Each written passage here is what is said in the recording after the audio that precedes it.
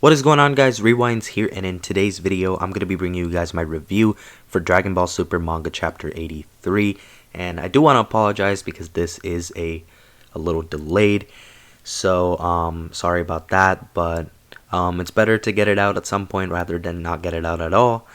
And we have a lot to talk about here today with this chapter. It was pretty eventful.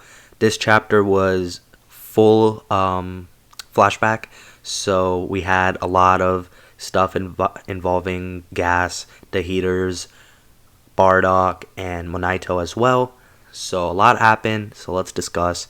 So the chapter starts off with Monaito telling Bardock that he's done enough and that he should escape, and Gas overhears him saying that, so Gas says that the Saiyans aren't fated to last much longer anyway, so it wouldn't make much of a difference. Bardock questions him about that, but Gas doesn't really have much to say. He said it's just something he heard from Elec. So then Gas versus Bardock continues. Pretty solid, nice art as usual. Now I think I'm getting to a point where I'm getting used to Toyotaro's art being nice, so I won't be praising it, I guess, every single month, I guess, like how I was a few months ago, because now I'm getting a little more used to it. But if anything still stands out, I'll obviously point it out. So Gas has the upper hand in this battle, and he decides to unleash some of his instincts, not all of them, so he's not in his whole berserk 100% state, but he does release some of his instincts so he can pretty much dominate. Meanwhile, Monaito goes home and he grabs the Dragon Balls he has of the Cerulean planet, and he says that using them is pretty forbidden for someone who's trying to use them for their own benefit, but they could be used to help someone from another planet, such as Bardock. So this exception works out just fine. So now, meanwhile, Gas is mad that Bardock hasn't lost his willpower to fight, even after seeing Gas's power increase. And Bardock, he's still going on, even though he's getting pummeled. He's still fighting on, and that's pissing Gas off pretty much. Monaito actually goes in, he summons the dragon, and he wishes that Bardock would be transported to his home planet. But Bardock goes and he declines that wish, and he also finds out, the dragon's name, which is Toronbo. I thought that was a nice little detail there that they threw in.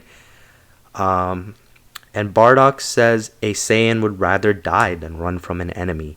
And I like that, because that's pretty characteristic of a Saiyan in general. So I think that's not a bad line for him to say at all. I know a lot of people are probably, overanalyzing what Bardock's saying and doing because they're comparing him to the old Bardock. I do want to quickly just say I like this new Bardock. I like the old one too. I personally think this one has more depth to him because of, how much they're showing him in this arc, and because of how much we've seen him in general, for example, the movie and the Dragon Ball Minus manga. So I do feel like a lot of holes are being filled, and I really don't think this Bardock is as bad as some people claim. I personally like him. That's my stance on that.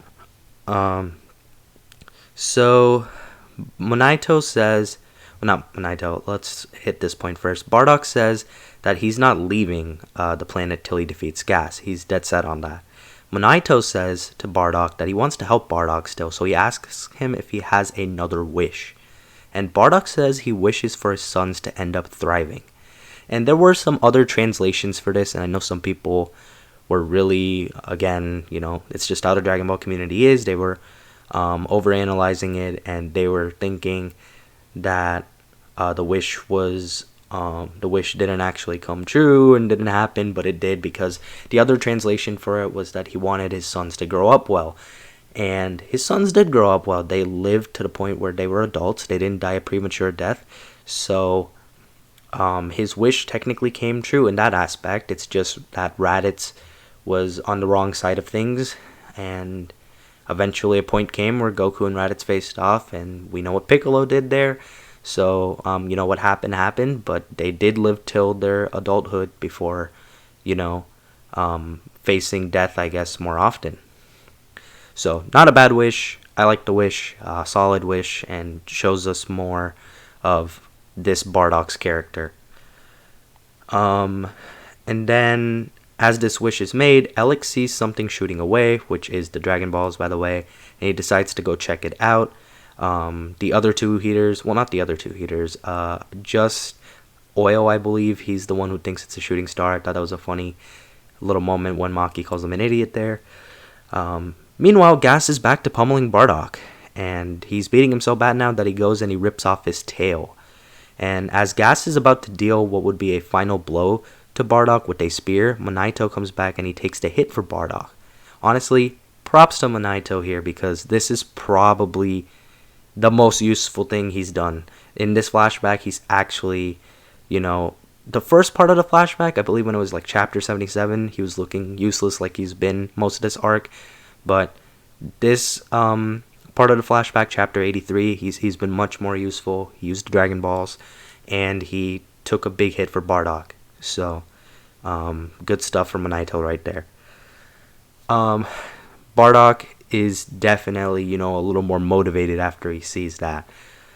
Gas is more mad, and what he does is he unleashes his instincts completely, and he goes to he pretty much charges in to land a hit on Monaito, but Bardock takes the brunt of it, but Monaito still goes flying into a rock, and he gets knocked out. Gas thinks he's dead, and Gas says that he's going to kill the kid too, aka Granola, and he says he's going to kill Bardock as well, and he said he's going to enjoy the fact that Bardock is going to know that he's dying a loser, that he couldn't do what he wanted to do, which is protect these two people.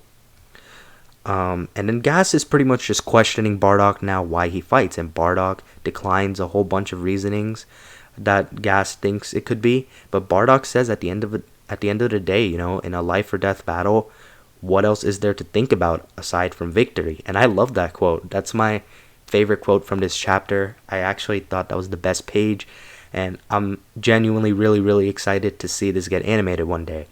I think they're handling the Bardock stuff well, or pretty well. I just think at worst, someone could say maybe it's okay or solid, but I don't think it's bad by any means. So after that, Bardock goes on to surpass his limits, and now he starts pummeling Gas. So this is the big reveal, I guess, of how did he go and beat Gas. This is where some controversy is here, like for the whole chapter reception, and I can understand it because people were thinking that Gas would have like a real weakness, right? I was expecting something like that too, but at the same time, I'm not surprised that they did this because it's Dragon Ball. So the fact that Bardock went and he surpassed his limits is probably going to be something that plays a role in it's probably something that's going to play a role in Goku getting this new version of MUI. Because I believe that this whole new MUI thing that's going to happen for Goku is going to have to do with him embracing who he truly is, which, deep down is a Saiyan. And I feel like after hearing everything that happened with Bardock, he's going to embrace that a little more. And that's going to lead to him perhaps unlocking this new form, or at least leading towards it. Because something Gas said a couple chapters ago is that he lacks the resolve that his father had in his eyes. So whether you want to consider that to be something like that being Bardock's Saiyan pride, or just, the will to actually survive, it could be something new for Goku to pick up on, because we know Goku in general, he can be serious at times when it's a life or death situation. He does what he has to, but most of the time Goku fights because, he enjoys it. And even when, it's a life or death battle, he still enjoys it. But there are certain times, when Goku knows the stakes are higher, so he knows when to, I guess, get more serious. But I guess this would be another thing for him to, I guess, add on to his mentality, maybe to have the resolve to not only just always win, but to be able to survive, because Goku has, not minded sacrificing himself in the past before too. I just feel like there's going to be some type of character lesson here that they're going to go with. I'm just waiting to see what it is. But I do think it's going to have to do with embracing being, a Saiyan. As for Bardock, I'm not going to say I love this whole Surpass the Limits thing, because I do want to see what direction they go in with it. I don't hate it either. I'm kind of neutral at the moment on it. But it does make sense that he broke through his limits. It also explains why Bardock is a low-class Saiyan warrior who had a power level of 10,000, I believe. So that does make more sense with this battle. And he has something he was fighting for. And that would be to go back and see his family, for example. And, just the whole thing again with who fights a battle to want to lose. So that's my thoughts on that. And Bardock pretty much defeated Gas with a big blast. Gas didn't die, of course, because, he's here right now fighting Goku, but he was knocked out. Alec reaches the scene after Gas is unconscious, and he says that he's going to have to double down on Gas's training. So now we know Alec plays a role in Gas's training. I don't know if he oversees it or if he participates in it, but if he does participate in it, that could mean Alec is probably, the second strongest heater, maybe. It'll be another thing to see. Alec starts talking to Bardock because he sees that Bardock is on the ground and still alive, and he tells Bardock that when it comes to business, that there's a hand you show and there's a hand that you don't. And he says that because Bardock asked him if he's loyal to Frieza. So that was his response to that. And Alec also tells Bardock not to be surprised if a meteor drops on his head. And then Bardock's like, what do you mean about that? What do you mean by that? And Alec says he's not going to answer. And Alec goes and he shoots Bardock with his ray gun through his arm. And Bardock falls off a cliff. And what happens is Alec was going to go and finish the job. But right then Frieza arrived on the planet. And how Frieza treats his subjects. Everybody has to be there to greet him, and there's no exceptions really, so he pretty much, was just hoping that Bardock had died off. What happens to end off the chapter is Monaito, who also ended up surviving, ends up finding Bardock, on the ground, pretty much beaten up, near death. It turns out both of them ended up surviving at this point. Bardock got the dub at the end of the day against Gas. And what I'm thinking is going to happen next chapter, if they continue to show a little bit of the flashback, or even if they have Monaito say it, Monaito's probably going to heal him up, and Bardock is eventually going to find a way to escape, I'm assuming. Overall, though, I thought this was a pretty good chapter. Not a great chapter, but at the same time, not an okay chapter either. I enjoyed most of it. On the art department, we've been at a point now for many months where it's been consistently good, if not great. In terms of the story, I enjoyed most of it. So the only thing that I'm waiting to see is what route they go with the whole surpassing limits thing and how that's going to impact Goku. But that's my thoughts on the chapter overall. Let me know what you think of it in the comments below. Be sure to leave a like if you guys enjoyed. Subscribe to my channel if you guys are new. Hope you guys have a good day or night.